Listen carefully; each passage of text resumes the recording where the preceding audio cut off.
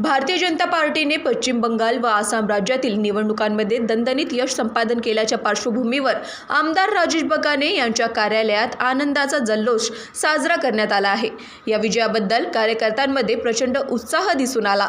यावेळी कार्यालय परिसरात फटाके वाजवून जल्लोष करण्यात आला, तसेच उपस्थितांना पेढे वाटून आनंद व्यक्त करण्यात आला आहे।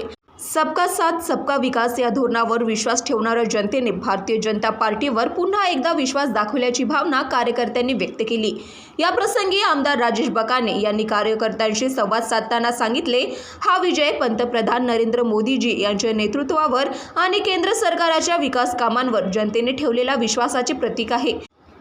देशाच्या सर्वांगीण विकासासाठी भाजप कटिबद्ध असून आगामी काळातही जनतेच्या अपेक्षा पूर्ण करण्यासाठी पक्ष सातत्याने कार्य करेल।